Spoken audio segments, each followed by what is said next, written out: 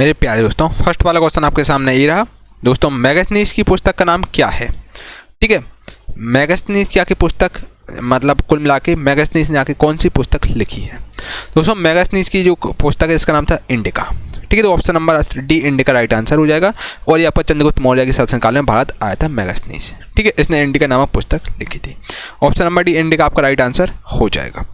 अशोक के शिलालेखों को पढ़ने वाला प्रथम अंग्रेज कौन था? ठीक है, अशोक के शिलालेखों को पढ़ने वाला पहला अंग्रेज कौन था? तो दोस्तों हर लोग जानते हैं दोस्तों, ये पिक है जो कि जेम्स प्रिंसेप की है। इसने दोस्तों अशोक के शिलालेखों को सबसे पहले पढ़ा था। Option number D James Prinsep इसका राइट आंसर हो जाएगा आपका। अगला क्वेश्चन आपका, प्रसिद्ध यूनानी राजदूत मैगस्थनीज भारत में किसके दरबार में आया था? तो ये दरबार बेसिकली जो प्रसिद्ध यूनानी राजदूत था जो कि मैगस्थनीज, ये आपका बेसिकली जो दरबार आया था आपका बिल्कुल सही राइट आंसर चंद्रगुप्त मौर्य के दरबार में आया था, जो पिक देख सकते हैं चंद्रगुप्त मौर्य की। Option number C Chandragupta Maurya इसका राइट आंसर हो जाएगा। चलिए अगला क्वेश्चन आपका, नदी पर सम्राट हर्ष के दक्षिण भारतीय आगमन को रोका। ठीक है, आखिर नदी पर सम्राट हर्ष के दक्षिणवर्ती आक्रमण को किसने रोका था? ठीक है, चलिए जल्दी से बताइए आखिर कौन से राजा ने बेसिकली सम्राट अशोक के जो आक्रमण को रोका था? ठीक है, तो राइट आंसर आपका हो जाएगा, बिल्कुल सही आंसर है। क्या बात है, बिल्कुल सही। तो पुलकेशिन द्वितीय ने दोस्तों रोका था हर्षवर्धन का दक्षिण में आगमन को। ठीक है, तो दक्षिण में आगमन को दोस्तों यहाँ पर आपका बेसिकली पुलकेशिन द्वितीय ने रोका था। ठीक है, ऑप्शन नंबर सी बी आपका पुलकेशिन द्वितीय राइट आंसर हो जाएगा। ठीक है, चलिए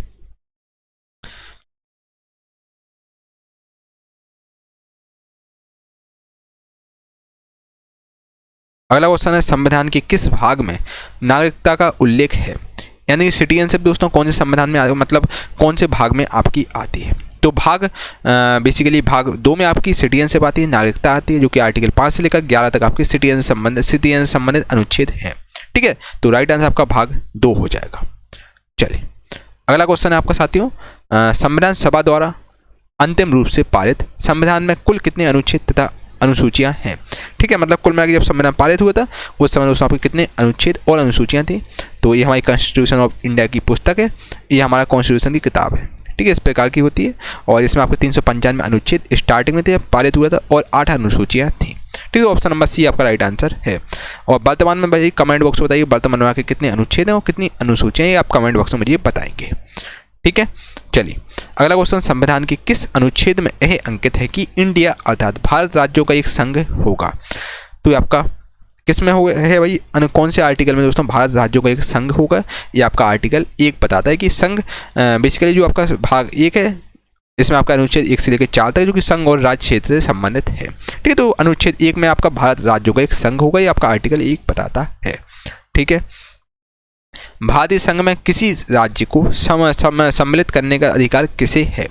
दोस्तों, भारतीय संघ में कोई भी राज्य को सम्मिलित करने का जो अधिकार है ये आपका अधिकार संसद के पास है। ऑप्शन नंबर सी संसद आपका राइट आंसर हो जाएगा। संसद आपका इंडियन पार्लियामेंट है भारत की। ठीक है, देख सकते हैं आप, ये इमेज है। चलिए अगला क्वेश्चन आपका, किसी राज्य के नाम में परिवर्तन करने का अधिकार निम्नलिखित में से किसको प्राप्त है? तो दोस्तों किसी भी राज्य के नाम में परिवर्तन करने का अधिकार दोस्तों ये भी संसद के पास ही है। तो ऑप्शन नंबर बी संसद को राइट आंसर कर लीजिएगा। संसद के सदस्य डिसाइड करते हैं, जिसका ज़्यादा बहुमत होगा उसकी बात मानी जाएगी। संसद के दोस्तों सदस्य डिसाइड करते हैं कि भाई नाम चेंज होना चाहिए नहीं होना चाहिए कोई भी स्टेट का। तो ये संसद का पिक आप देख सकते हैं। किसी प्रकार का डाउट हो कमेंट बॉक्स में बताइएगा। दोस्तों वीडियो को आप लाइक कीजिएगा अगर आप चाहते हैं आपको डेली बेसिस पर ऐसे ही वीडियो कंटेंट मिले, पिक्चर फॉर्मेट में आपको चीज़ें करवाई जाएँ, तो उसके लिए आपको ज़्यादा से ज़्यादा वीडियो को लाइक करना होगा, सो दैट मैं डेली बेसिस पर आपको ऐसे ही वीडियो ला सकूँ आपके लिए। ठीक है, क्योंकि दोस्तों कंटेंट बनाने में बहुत ज़्यादा मेहनत लगती है, तब जाके आपके पास कंटेंट आ पाता है। तो आपको उसके लिए ज़्यादा से ज़्यादा लाइक करना होगा। चलिए अगला क्वेश्चन है, राज्यों में पुनर्गठन संबंधी विधेयक को संसद में प्रस्तुत करने से पूर्व किसकी सहमति प्राप्त करना आवश्यक होता है? तो ये आपका कोई भी विधेयक पारित होना होता है तो राष्ट्रपति की अनुमति होनी चाहिए। ठीक है, तो ऑप्शन नंबर सी राष्ट्रपति इसका राइट आंसर होता है। लास्ट में इसका राष्ट्रपति का साइन होना चाहिए। कोई भी आपको अगर बिल पास करना तो उसमें राष्ट्रपति की अनुमति होना आवश्यक है। ठीक है, चलिए निम्नलिखित में से कौन किसी राज्य का क्षेत्र घटा या बढ़ा सकता है? आखिर में से कौन है जो कि कोई भी राज्य का क्षेत्र घटा सकता है या फिर बढ़ा सकता है? तो ये आपका संसद करता है। संसद कोई भी राज्य का क्षेत्र घटा सकता है और बढ़ा भी सकता है। ठीक है, चलिए, अन्य रजवाड़ाओं के भारत में विलय के बाद भी किन 3 राज्यों में भारत में शामिल होना विलंबित किया था? तो दोस्तों ये आपके बेसिकली 3 कौन से राज्य थे जो कि मतलब जो देसी रियासत दोस्तों भारत में विलय हो गए। जब देश आज़ाद हुआ था उस समय बहुत सारी देसी रियासतें थे वो तो भारत में विलय हो गए, लेकिन 3 जो रजवाड़े थे वो विलय होने से मना कर रहे थे, वो चाह रहे थे हम अपना अलग से कंट्री बनाएं। तो वो कौन कौन से दोस्तों थे? उनको सरदार वल्लभ भाई ने अच्छे तरीके से सबक सिखाया था, फिर वो भारत के साथ मिल गए थे। तो दोस्तों वो जूनागढ़ राइट आंसर हो जाएगा आपका। देखिए Junagadh, option number B Junagadh, Hyderabad और जम्मू कश्मीर। हैदराबाद के निजाम दोस्तों भारत के साथ नहीं आते, बाद में उन्हें आना पड़ा। ठीक है, तो आपके 3 स्टेट मतलब 3 रजवाड़ा थे, तो जूनागढ़, हैदराबाद और जम्मू कश्मीर। ठीक है, जम्मू कश्मीर। ठीक है, तो ऑप्शन नंबर बी आपका राइट आंसर हो जाएगा। चलिए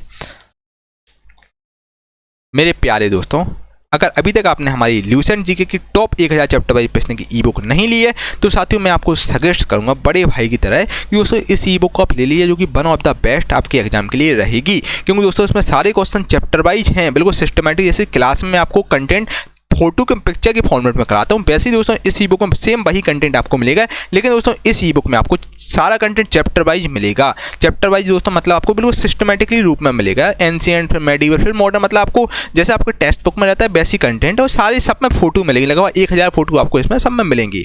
ठीक है, 10 वर्षों दोस्तों सबसे ज़्यादा रिपीट करने वाले प्रश्न आपको मिलेंगे जो आपके एग्जाम में बार बार एग्जाम में पूछे जा रहे हैं, बस वही क्वेश्चन दोस्तों आपको मिलेंगे। तो जीके का मास्टर पीडीएफ आप लोग दोस्तों जरूर लीजिएगा, जो कि वन ऑफ द बेस्ट है। इस पर ऑफर चल रहा है जो कि मिनिमम शुल्क में आपको दी जा रही है।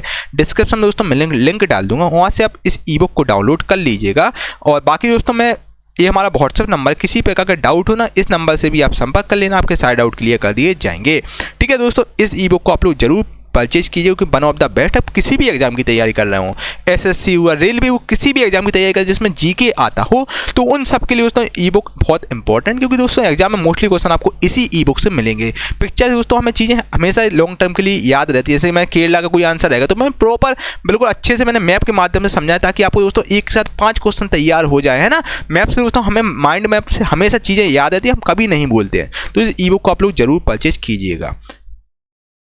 भारतीय विश्वविद्यालय अधिनियम 1904 किस वायसराय के काल में पारित किया गया था? दोस्तों जो भारतीय विश्वविद्यालय जो अधिनियम है जो कि 1904 का था, ये बेसिकली जो आया था ये आपका लॉर्ड कर्जन के कार्यकाल में आया था, जिसका शासनकाल 1899 से लेकर 1905 तक चला था। ठीक है, ये भारत का वायसराय था, 6 साल रहा है, और लॉर्ड कर्जन आपका राइट आंसर है। सारे जहां से अच्छा हिंदुस्तान हमारा की रचनाकार कौन है? दोस्तों इसके रचनाकार हैं आपके मोहम्मद इकबाल हैं, इन्होंने बहुत ही शानदार गाना गाया है, सारे जहां से अच्छा हिंदुस्तान हमारा। ठीक है, तो राइट आंसर आपका हो जाएगा इकबाल, ऑप्शन नंबर बी को टिक कर लीजिए, आपका राइट आंसर है। चलिए, भारत में मसालों का सर्वाधिक उत्पादन कहाँ होता है? दोस्तों आप पिक देख रहे होंगे, ये पिक है आपकी, भाई कहाँ की बताओ दोस्तों, ये कौन है? दोस्तों ये आपके बेसिकली बागी मूवी की शूटिंग, बागी मूवी का सीन है। ये सिद्धा कपूर, एक आपका टाइगर श्रॉफ है। ठीक है, तो एक बहुत ही शानदार जो लेक है जो कि वेम्बनाड लेक है, वहाँ का ये व्यू है, और इसके शानदार बहुत ही बढ़िया नज़ारा है, मतलब आपने देखा होगा मूवी में। ये सब पूरा दोस्तों नज़ारा जो कि केरला का है, ये केरला का पूरा इमेज है, और वेम्बनाड लेक है जो कि आपका अल्लप्पी का इमेज है, आपका एलापूजा अल्लप्पी का इमेज है, और ये आपका अल्लप्पी से होते हुए और बहुत दूर, मतलब बहुत भारत की सबसे लंबी लेक है वेम्बनाड झील, जो कि आपका केरला में है, वहीं का ये नज़ारा है। ठीक है, और वहाँ पर यहाँ पर आपको दोस्तों सब जगह केले और नारियल के पेड़ आपको हर जगह देखेंगे, बहुत ज़्यादा हरियाली है, वहीं का इमेज है। और दोस्तों यहाँ पर मसाले का उत्पादन भी बहुत ज़्यादा होता है केरला में। दोस्तों option number 1 Kerala right answer हो जाएगा। केरला में आपका मसाले का सबसे ज़्यादा उत्पादन होता है, कि इसलिए केरला के दोस्तों मसाला, काजू और भी यहाँ पर आपके केरला में बहुत सारी चीज़ें होती है, क्योंकि दोस्तों यहाँ पर मानसून आपका यहाँ से स्टार्ट होता है मालाबार तट से। ठीक है, तो ऑप्शन नंबर 1 केरल आपका राइट आंसर हो जाएगा। केरल में खेती बहुत अच्छी होती है, हरियाली हरी खेतियाँ बहुत अच्छी यहाँ पर केरला में होती हैं। चलिए, निम्नलिखित फसलों में किस फसल के उत्पादन में उत्तर प्रदेश भारत का सबसे बड़ा उत्पादक राज्य नहीं है? यानी कि दोस्तों उत्तर प्रदेश में आगे किस चीज़ की फसल ज़्यादा नहीं होती है, बाकी इनमें से और तो होती है। तो दोस्तों right answer option number D हो जाएगा तिलहन। तिलहन की दोस्तों उत्तर प्रदेश भारत मतलब उत्तर प्रदेश भारत का सबसे बड़ा, मतलब जो उत्तर प्रदेश स्टेट है यहाँ पर तिलहन बहुत कम होता है। तिलहन आपका एमपी में सबसे ज़्यादा दोस्तों होता है, ना कि उत्तर प्रदेश में।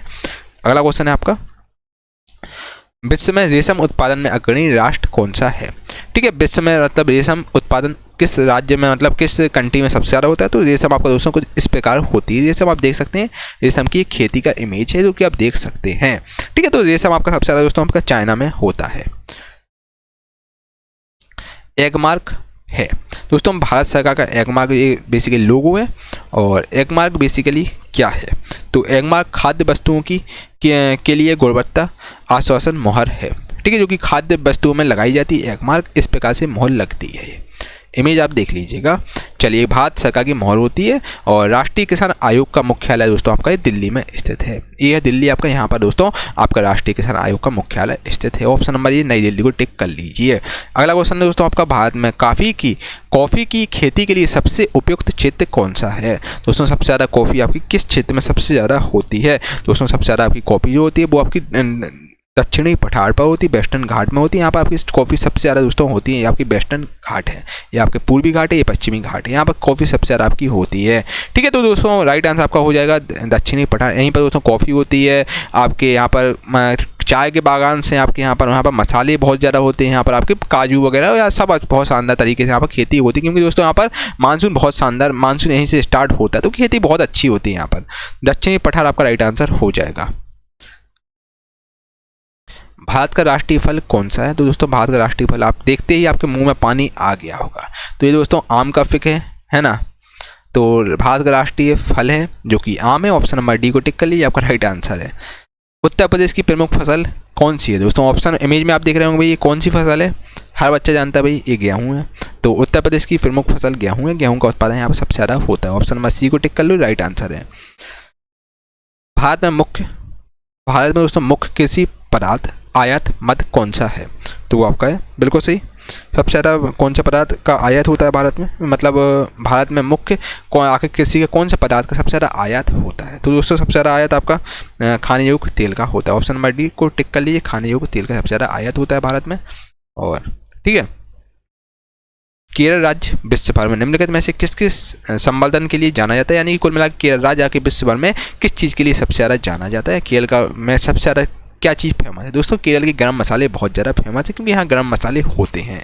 ठीक है, तो गरम मसाले आपके केरल में सबसे ज़्यादा होते हैं, तो ऑप्शन नंबर सी गरम मसाले को टिक कर लीजिए।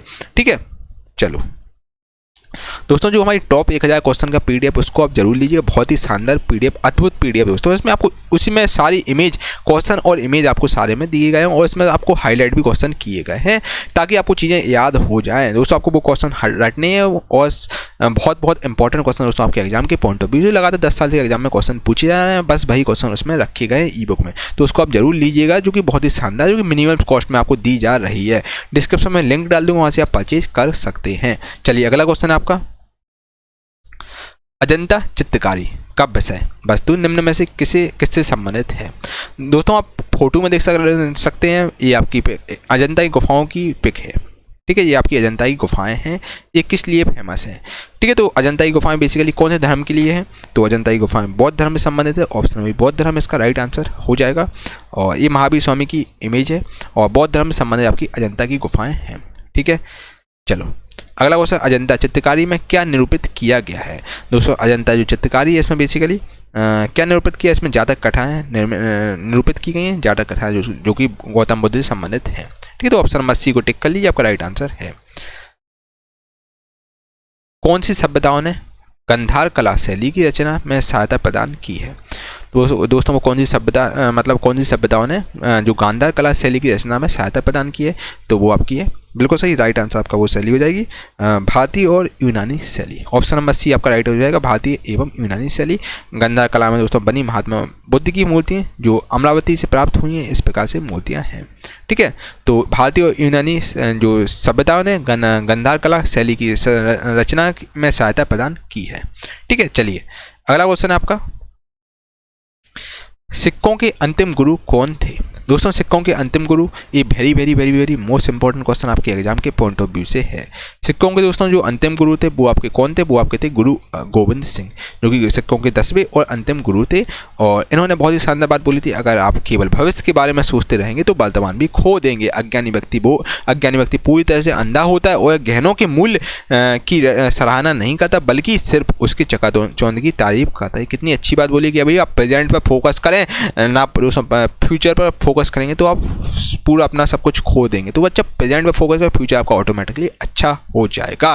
ठीक है, चलिए ये बात कहने वाले गुरु गोविंद सिंह जी थे, जो कि सिखों के 10वें और अंतिम गुरु थे। ठीक है, ऑप्शन नंबर बी को टिक कर लीजिए आप। ए पे क्या, गुरु गोविंद सिंह जी, जो कि आप देख लीजिएगा। ठीक है, प्राचीन भारत का वह प्रसिद्ध शासक जिसने अपने जीवन के अंतिम दिनों में जैन धर्म को अपनाया था, तो वो दोस्तों था चंद्रगुप्त मौर्य। चंद्रगुप्त मौर्य आपने सीरियल देखा होगा चंद्रगुप्त मौर्य का, जो कि काफ़ी शानदार था। चंद्रगुप्त मौर्य ये था छोटा सा बच्चा, और फिर जाके इन्होंने ट्रेंड किया था चाणक्य ने, और फिर आगे जाके चंद्रगुप्त मौर्य बना था, जो कि मौर्य डायनेस्टी के सबसे महान शासक बना था। ठीक है, और खैर महान शासक तो आपका अशोक भी आगे हुआ। और इसके अलावा दोस्तों चंद्रगुप्त मौर्य ने दोस्तों मौर्य वंश का स्थापना की थी। और इसके अलावा दोस्तों ये चाणक्य हैं, जो कि इनके जिनका नाम है विष्णुगुप्त, इनके प्रधानमंत्री थे मौर्य साम्राज्य के, धनानंद है। ठीक है, तो राइट आंसर आपका दोस्तों हो जाएगा चंद्रगुप्त मौर्य। ये आगे जाके आपका बेसिकली जैन धर्म का अनुयायी बन गया था। चलिए, मौर्य साम्राज्य की स्थापना किसने की थी, तो ये आपकी चंद्रगुप्त मौर्य ने की थी, और चाणक्य की मदद से की थी, मतलब चाणक्य की सहायता से की, क्योंकि चाणक्य के मतलब गाइडेंस इनको बहुत शानदार तरीके से करते थे। इनके गुरु थे चाणक्य। चलिए, मुद्रा राक्षस की लेखक, मुद्रा राक्षस का लेखक निम्न में से कौन है। ये आप जो किताब देख रहे हैं दोस्तों, मुद्रा राक्षस किताब है। इसके लेखक दोस्तों कौन है, तो इसके लेखक आपके विशाख दत्त हैं। ऑप्शन नंबर विशाख दत्त आपका राइट आंसर हो जाएगा। और संस्कृत की एक जो अमर ग्रंथ है, जो कि मुद्रा राक्षस है, संस्कृत का ग्रंथ है। ठीक है, विशाख दत्त इसके लेखक है।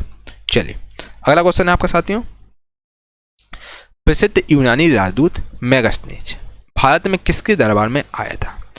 प्रसिद्ध दोस्तों यूनानी राजदूत जो मेगास्थनीज था, ये भारत में आखिर किसके दरबार में आया, तो ये आपके इनके दरबार में आया, जो कि ये कौन थे, चंद्रगुप्त मौर्य। चंद्रगुप्त मौर्य के दोस्तों दरबार में प्रसिद्ध यूनानी राजदूत मेगास्थनीज आया, और इसने इंडिका नामक पुस्तक लिखी थी। चलिए, लोक चित्रकला की मधुबनी शैली भारत के किस राज्य में प्रचलित है। दोस्तों मधुबनी पेंटिंग जो कि पूरे विश्व भर में फेमस है, तो ये किस राज्य की मधुबनी पेंटिंग है, मतलब इसका मतलब उद्गम जगह कौन सी। तो दोस्तों आपका बिहार में इसका उद्गम जगह है। मधुबनी पेंटिंग बिहार की फेमस, जो कि पूरे विश्व भर में फेमस है। इस प्रकार की दोस्तों मधुबनी चित्रकला पेंटिंग होती है। देख रहे होंगे आप कितने शानदार पेंटिंग है, जो कि लेडीज बनाती हैं। ठीक है, बिहार में मधुबन जिला भी आपका, वहाँ पर ये पेंटिंग सबसे ज़्यादा बनती है। चलो, अगला क्वेश्चन आपका ऑप्शन नंबर सी, बिहार को टिक कर लीजिए। बिहार राइट आंसर आपका है। जेमिनी राय ने कला के किस क्षेत्र में नाम कमाया। दोस्तों पिक में देख रहे होंगे, ये जो पिक है ये जेमिनी राय की है। आके इन्होंने जेमिनी राय ने आके किस कला में अपना नाम कमाया, तो जेमिनी राय चित्रकला थे में इन्होंने नाम कमाया। बहुत अच्छी शानदार पेंटिंग करते थे, चित्रकला। ठीक है, ये आपकी पेंटिंग बहुत शानदार करते जेमिनी राय। याद रखिएगा, बहुत इंपॉर्टेंट क्वेश्चन आपके एग्जाम के पॉइंट ऑफ व्यू से रहेगा। भारत में रेलवे तंत्र कब स्थापित किया गया। दोस्तों भारत में जो रेलवे तंत्र है सबसे पहले स्थापित किया गया आपका 1853 में स्थापित किया गया था। ठीक है, और सबसे पहली ट्रेन आपकी 16 अप्रैल 1853 को चलाई गई थी, जो कि 34 किलोमीटर की थी, जो कि ठीक है आपकी मुंबई से थाने तक चलाई गई थी। ठीक है, option number D 1853 right answer हो जाएगा। 34 किलोमीटर डिस्टेंस जिसने कवर किया था, मुंबई थाने तक की चलाई गई थी। ठीक है, याद रखिएगा, बहुत इंपॉर्टेंट। लॉर्ड डलहौजी के कार्यकाल में चलाई गई थी पहली ट्रेन। ठीक है, और भारत में प्रथम रेलवे लाइन का निर्माण कहाँ हुआ था। दोस्तों भारत में प्रथम रेलवे लाइन का जो निर्माण है वो आपका मुंबई और थाने के बीच हुआ था। ऑप्शन नंबर ए को टिक कर लीजिए, आपका राइट आंसर है। चलिए, भारतीय रेलवे कितने जोन में विभाजित है। ठीक है, तो भारतीय जो भारतीय रेलवे ये आपका बेसिकली 18 जोन में दोस्तों विभाजित है। ऑप्शन नंबर डी 18 को टिक कर लीजिए, आपका राइट आंसर है। भारतीय रेलवे किस प्रकार के रेलवे लाइन का प्रयोग करती है। तो दोस्तों जो भारतीय रेलवे है जो कि आके किस प्रकार की रेलवे लाइन का प्रयोग करती है, आके जो भारतीय रेलवे आके किस प्रकार की रेलवे लाइन का ये प्रयोग करती है, देख रहे होंगे आप। तो ये जो लाइन है वो आपकी है, इसको बोलते हैं हम लोग दोस्तों ब्रॉड गेज, मीटर गेज और नैरो गेज। इन सब का दोस्तों बेसिकली भारतीय रेलवे प्रयोग करती है। इन सब रेलवे लाइनों का प्रयोग करती है। Right answer option number D हो जाएगा, इनमें से सभी। ऑप्शन नंबर डी को टिक कर लीजिए, आपका राइट आंसर है। अगला क्वेश्चन, भारतीय रेलवे का एशिया में कौन सा स्थान है। दोस्तों भारतीय रेलवे का एशिया में आपका जो नाम है, पहले नंबर पर दोस्तों भारतीय रेलवे आती है। Option number A right answer हो जाएगा। ठीक है, तो ऑप्शन नंबर ए प्रथम नंबर पर दोस्तों भारतीय रेलवे आती है। ठीक है, पहले नंबर पर आपकी इंडियन रेलवे। अगला क्वेश्चन है आपका दोस्तों, विश्व में भारतीय रेलवे नेटवर्क की स्थिति क्या है। दोस्तों विश्व की अगर बात करें, विश्व में जो रेलवे भारतीय जो रेलवे नेटवर्क है, चौथे नंबर पर सबसे बड़ा रेलवे नेटवर्क है भारतीय रेलवे। इंडियन रेलवे दोस्तों विश्व में 4th नंबर पे आपकी आती है। ठीक है, तो दोस्तों ऑप्शन नंबर सी 4th आपका राइट आंसर हो जाएगा। दोस्तों सेशन कैसा लगा कमेंट करके आप लोग जरूर बताएं, वीडियो को लाइक करें, कमेंट करें, इस वीडियो को एक व्हाट्सएप ग्रुप में जरूर शेयर कीजिएगा, सो दैट मैं आपके लिए ऐसी वीडियो बनाता रहूँ।